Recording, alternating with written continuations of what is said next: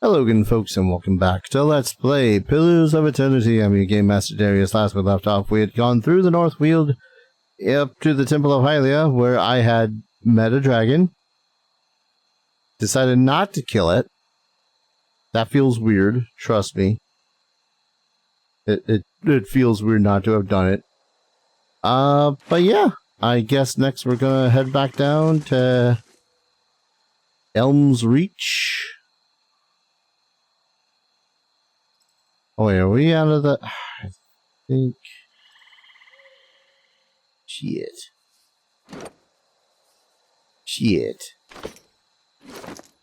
I was gonna try to rest at least one more time to see if I couldn't get... Actually, what am I doing? Perception, right? No, but that's not gonna stack. Ah, this is why I hate this goddamn leveling system. Because it just feels like none of it matters. It feels terrible. Screw it.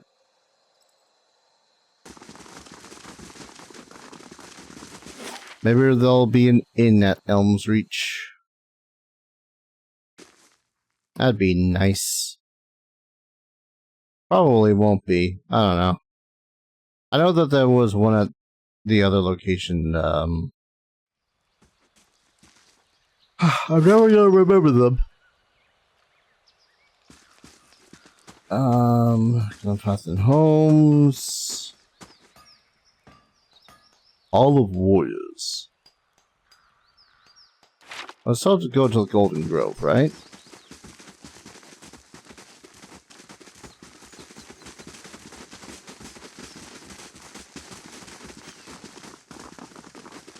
Ah. Think so? What is your name? Ovate. Oh. Ovate's the title. Blade.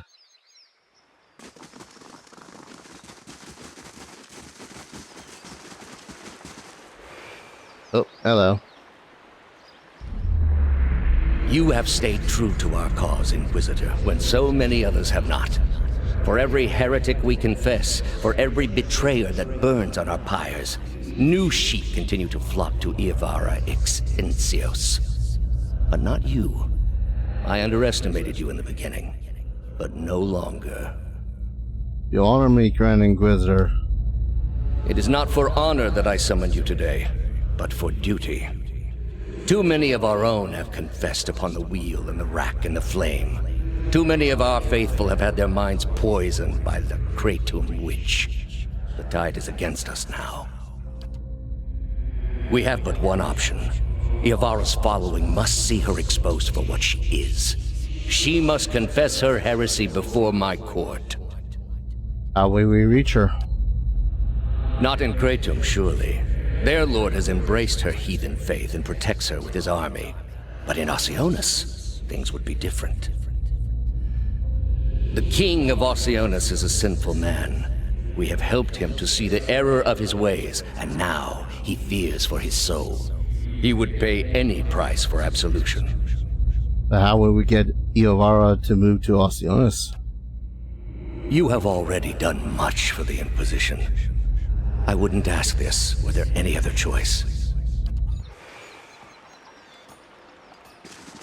Well, that's never too reassuring.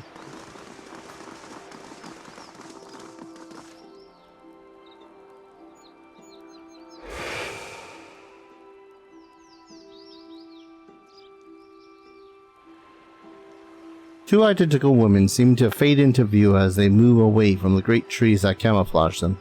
Their skin is tree bark, ridged and scaled, wreathed in a curling tangle of roots, buds, and blooms. Their hair hangs beneath the shade of serrated leaves like drooping branches of the elms above. The pupils of their eyes are encircled by hundreds or even thousands of concentric rings, as if to mark the accumulated wisdom of millennia. Turn around, flesh creature. Outsiders are not permitted to approach the elms. Do you not feel it, sister? Something familiar. An ancient soul. like the other one. Another defiler, no doubt. Let us fell him and be troubled no more. It would pay the debt of his predecessor. So it would seem, Rhiannon. But we must not hasten to judgment. I see a different motive here. Different questions in these eyes. What of it, young trespasser? Is it as my sister says? Or are you here to stain this place with foul deeds?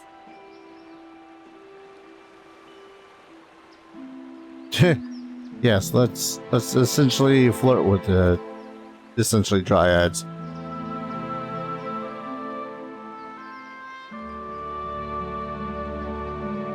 I seek a man who came through here. Sounds as though you've already met him. There! By his own admission, Sheila. Really, sister? And you wonder why your leaves begin to fall out before midsummer. Clearly that man did not want to be followed. Whatever the relationship here, I suspect it is anything but cordial. The answer is yes, old one. We crossed paths with Thaos not long ago, and we can tell you where he went. But I find it curious that anyone would seek him out. Suspicious, even. If we are to help you find him, we would know why.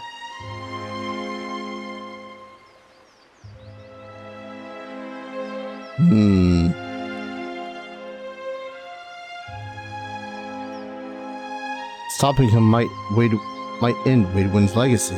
So that is the reason he passed this way. This is low, even for the Leaden Key. I told you we should have confronted him, Sheila. He has always been a poison. It would have been the last thing we ever did, sister. Who can be said to have ever gotten the better of Thaos? Yes, but imagine how much fun it would have been. Can't you just picture him all strung up in vines like an angry little puppet? But that's not what this is really about, is it? You are bound to that man. I see it now. You are awakened. Your soul is awake and something once buried deep now rose to the surface. Past overwhelms present, closes in around you. Your time has nearly reached its end. I just need to get to Thaos. I'm sorry to tell you this, but Thaos cannot give you what you seek. Nor can any man. An awakening cannot be undone, any more than your past can be undone. What she's mean? Meridwell said, I'm sorry. To be chained to such a past, a bitter and grievous thing, Watcher. So this has all been for nothing. I'm just going to lose my mind. The soul is formless without a past to shape it. Did you truly expect to be able to wipe it away?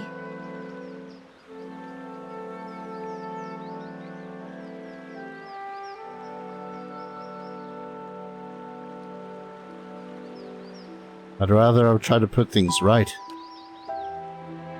A noble thought, but for the lifetimes that separate you from your problems. However, as much as my sister speaks truly that there is no way back from an awakening, there may yet be a way forward. Would you agree, Shiva? I would. Were the way not so likely to end in death. But what is it? The man Thaos you must already know by now. You are linked by a common past. Something about it lingers within you, festering, unresolved. What it is I cannot see any more than you. And without that knowledge, your doom is certain. But were you to learn the source of this discord, perhaps it could be put to rest. Though it is equally possible it will trouble you as much now as it did then, and merely speed your condition to its end. My past comes to me in pieces. How do I unlock the rest? You might wait for it to come on its own, of course. But when it comes, it will replace your sanity's last breath. Such is the nature of your condition.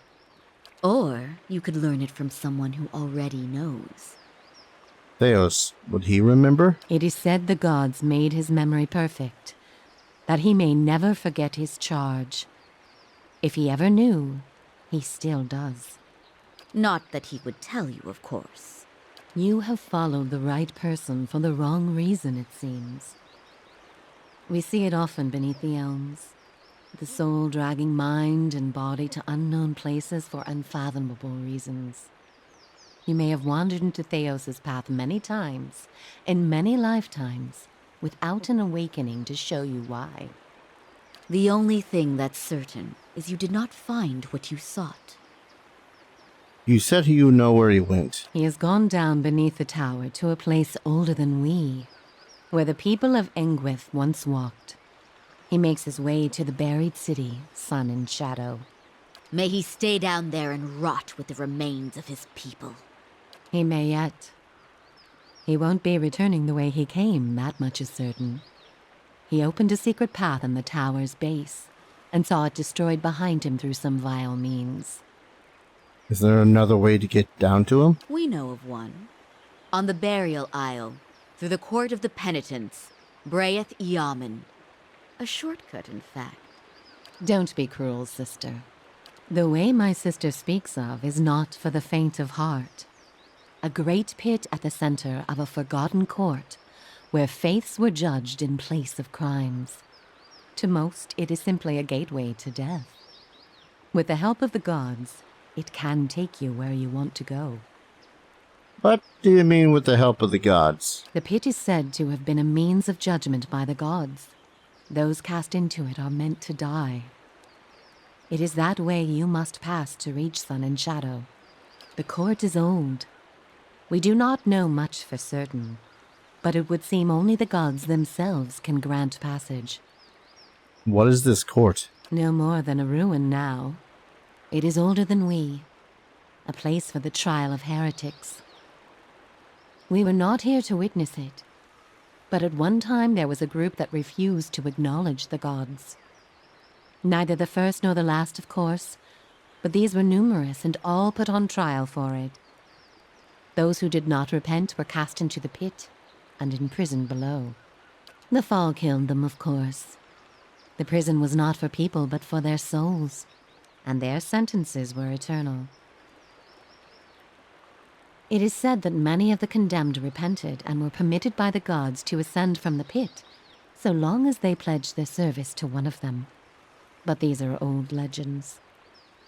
How would I ever get the gods to help me? Behind us is Ter Evron, said to pierce the shroud itself and a place of communion with all gods. If ever there was a time for prayer, you have found it. Who would I pray to? Any god you can, I should think. I would pray first to those gods you like best. I hope for your sake the feeling is shared. Is there no other way? None. That was curt, but okay. So, how do I pray? Ter Evron is also called the Hall of Stars, and the stars show us the allegiances of the gods. When stars are in conjunction, we know the gods they represent are aligned as well. You should choose a place to pray where you'll be closest to those you want to hear you. If a god stands alone, you should pray to that god. If they band together, you should address them all. Choose your words wisely, for all gods expect proper homage, and none has patience for fools. So the only way to get through this pit is to pray for help. Not the only way. Just the only one that doesn't end with your body impaled on jagged rocks. I have other questions. What do you wish to know? How did you know I was pursuing Thaos? The same way that you are no doubt able to peer into the ether and experience the souls of others. It is something we are born with, some more, some less. A gift common to many creatures of the wilds. You share certain similarities with the man you pursue. For your sake, I pray they are few and of no consequence. You mentioned that people come to these elms without knowing why. The soul has a will of its own. Its needs and whims are seldom understood, but they follow them all the same. There is something about this place that reaches beyond our understanding, something like a beacon. The elms have a way of uniting souls that have been seeking one another, with or without their owner's awareness. Sometimes it is for love, sometimes for vengeance, sometimes for peace. Often it is for no reason we will ever know. In your case, let us hope it is for peace. Or vengeance. I need to know about praying for the support of the gods. We will tell you what we can. Okay. What do you wish to know? Want to know about you, the two of you? There is little to be said about us, for we are bound here, caretakers and defenders of this place. Our journey has been over time, but not distance, measured in observations, but not experiences. We have seen the elms grow tall. We have seen cities built, burned, and built again. The only constant has been the tower, a silent companion through the ages. You can imagine why this recent destruction has stirred my sister so. If you do nothing else, make that man pay for what he did here. Farewell. Before you go, tell me this, old one. I'm curious. If you were to subdue your enemy, what would you do with him? What would give you peace?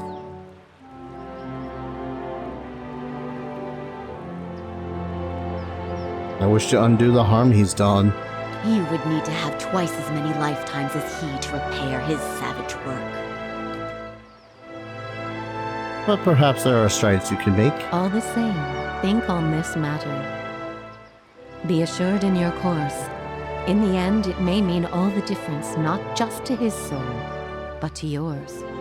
And be warned, some questions have answers that can never be learned, and it is those that trouble the soul above all others. May you find an answer to yours.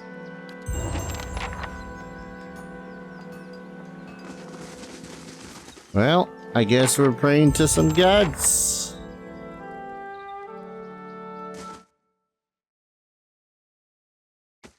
I don't know which gods. I'm pretty... Oh boy. Locked passage. All stars. Ah yes, taxes collected. Luminescent Adra Shard. Crisp flashes of light run through this Adra Shard, pulsing in the faceted core like veins of light fueled by the heart of fire.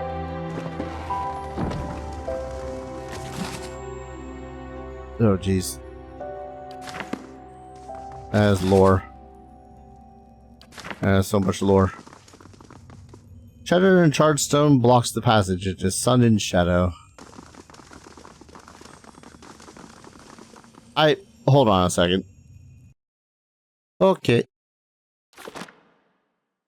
Do I just interact with this thingy, my dude?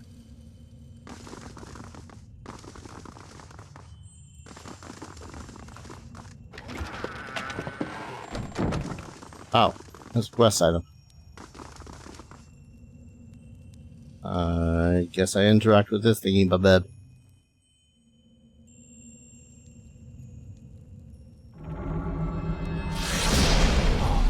I've seen wild stars in the sky before, but I've never seen them beneath my feet.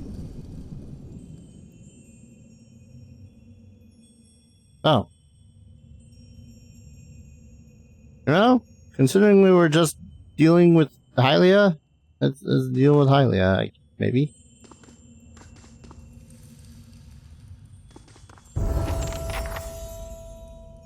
The shrine sits before a bright constellation, its stars forming the oval shape of an egg. A pair of wings sprout from the egg, stretching out to either side. Pray to Hylia. You step before the shrine and prepare to recite the ritual words. Oh, one moment. Okay. Live every note of life's song. Words seem to ring in the air, your voice rendered melodic and lilting by some unseen art. Oh jeez. So that... First off, that quest succeeded, so I'm gonna read that in a bit.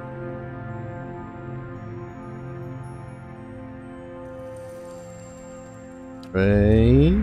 Oh.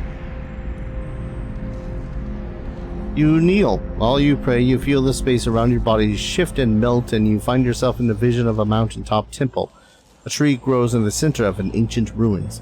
The limbs wrap around the perimeter of the temple, tapering into twigs and branches. of all sizes of angles. They seem too long and too numerous to be held up by a meager trunk, but they hold steady in the breeze. A single sparrow lands on the nearest branch. It watches you. I seek an audience with Hylia? The sparrow cocks his head in a peculiar bird-like fashion.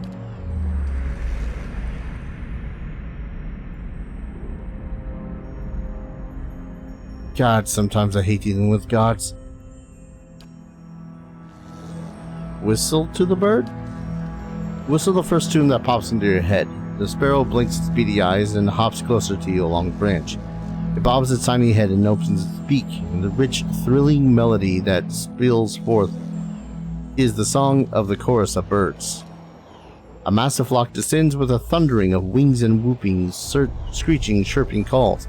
They fill the boughs of the tree by the thousands, birds of every shape, size, and color nestling next to one another. A breeze ripples through the air, the limbs away, creaking with a strange, gentle rhythm. A few hundred of the birds flit from their branches, forming a brilliantly variegated flock in front of the tree. As they meet and swoop in unison, you catch a glimpse of someone looking back at you, cloaked by the flurry of feathers. Watcher, I believe we stand in the legendary court of birds. She closes her eyes and raises her face to the sky. I feel a presence, warmth, and hope. You journeyed to my temple and found the dragon. Yet instead of driving it off, you allowed it to stay. The songs of my faithful will never again fill the nest, and the beast and her young will slaughter many to feed their hunger. Dragons, like your birds, are creatures of the skies. Every life bears a cost. Yes, and each should create wonders of commensurate value. What does a dragon create? Oh boy, this is one of those ones where I have to answer particular like.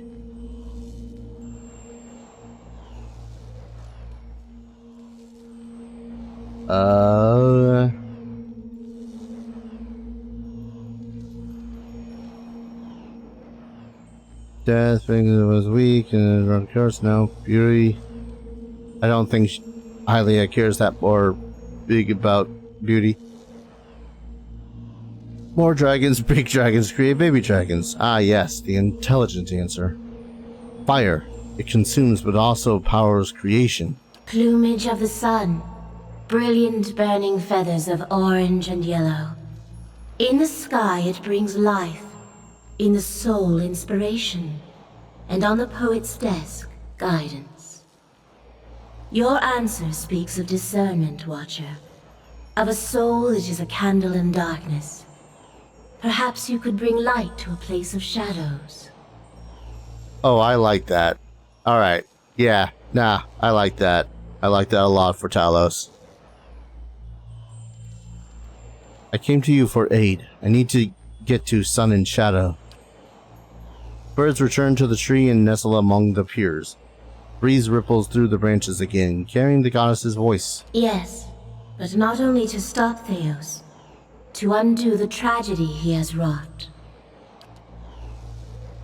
There is a way, Watcher. There is hope yet. Birds all over the tree begin to chirp and sing, and in the rise and fall of their voices, Hylia speaks. Thaos acts but is moved by another. The exiled queen whispers in his ear, urges him to rob the living and the unborn of their souls for her benefit, and he has obeyed. A hawk shifts on the perch. She will consume them, grow powerful, while 1,000 empty children are born, but there is still time to reverse this tragedy. How could I return things to the way they were? Birds suddenly fall silent, watching you. The voice on the wind returns. Guide the trapped souls back to the bodies they were stolen from. Allaborn children whose eyes have never seen the sun. The grieving mother claps her hands once, setting off the music of chimes. After long years, let their wounds be healed, their tears dried. You could restore them, give their families hymns of joy after years of lament. The breeze tickles your ears. Peace and restoration give purpose to suffering. There is no meaning, no redemption in pain that does not lead to fulfillment. Symmetry demands that great rejoicing follows suffering such as this.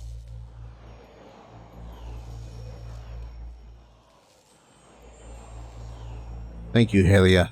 I will continue to Sun and Shadow. When you reach the burial isle, you will find souls there that I have granted reprieve for their sins. I give these to you, for only they can bear you to safety on your journey down. And when you face Thaos and the rotting fruits of his endeavors, remember the conversation we have had. In that moment, you will have power rivaling a god's. And after it, you will live in the world that you have chosen. Choose Restoration, Watcher. Return the souls to the bodies they were stolen from. Swear to me that you will do this, and I shall give you power to make even Woodica quake. I can be merciful and terrible, Watcher. Grieving mother's eyes are fever bright. Watcher, this is the hope I have held to, that the children of the Deerwood might be restored, their families healed. Let us bring Helia's restoration to this country. I swear to return the souls of the hollow-born children to the Deerwood. And I shall remember. The dark wings snap shut, and the tiny sparrow flits to your shoulder. Tilts its head back and opens its beak, and the song that spills forth is like nothing you have ever heard. Melodies at once mournful and beautiful entrance you. The world becomes a place of pure color and sound. Each perfect moment follows the next like the lines of a poem or the bars of a song. You awaken as if from a dream, standing in the Tear Everon. Hylia's song and the power of her blessing follows you still. Alright. Stuff has happened. First off, what the hell is Hylia's song? Hylia's boon, rather. +1 perception, +1 lore. Sweet. Also sweet. I suppose we could theoretically do some of the other stuff as well for other deities, but meh. I think all of them require you going up to the dragon in either and dealing with it in some way, shape, and or form. Most of them probably end in slaying. Stop right there. Hi. You're in the wrong city, Inquisitor. Did you think you wouldn't be recognized here in your old home? I've seen your trials with my own eyes. Okay. I've seen you light pyres with good people tied to them, people I've known many a year. He seizes you by the throat and your aura tightens. Whether real or imagined, you cannot tell. They deserve your confession. He raises the point of his sword, holding it a hair's breadth from your eye. Suros, what are you doing? Startled, the soldier releases you immediately and turns to face the speaker, a woman in the plain wool tunic, fully a head shorter than he, but somehow seeming to tower over him. You have seen this woman's face before, but from afar, bloodied and burned as she lays stretched across the iron wheel. At the moment it is only marked with concern. An assassin sent by the Inquisition, my lady, daring to approach our camp. If he's so poor an assassin as to approach an armed guard in daylight, I should have nothing to fear. I would hear what this man has to say.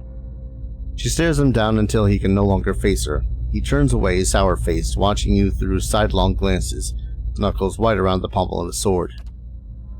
My own brother. Returned home. I never dreamed this day would come.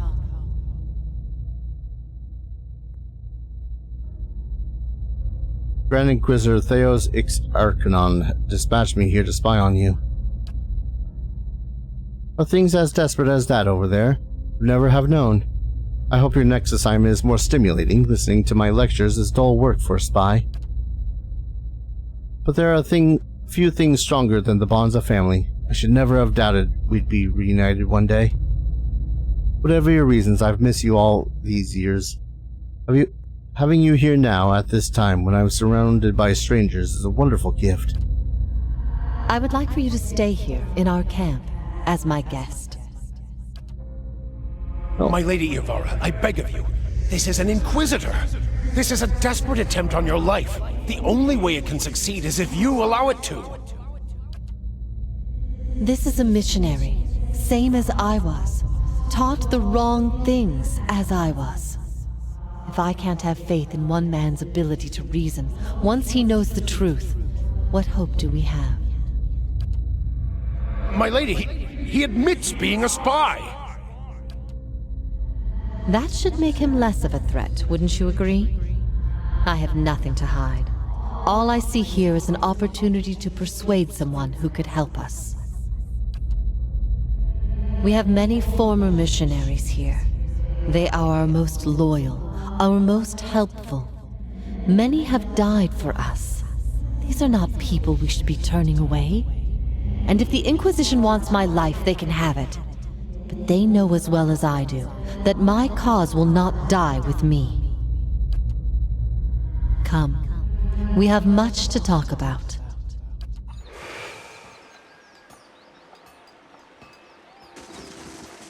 It's always a little bit awkward when those sort of situations directed at the player character here, you know, Thaos in this case, and the person in front is like Liliana or Adir or Heravius. I gotta change around the positions a little bit.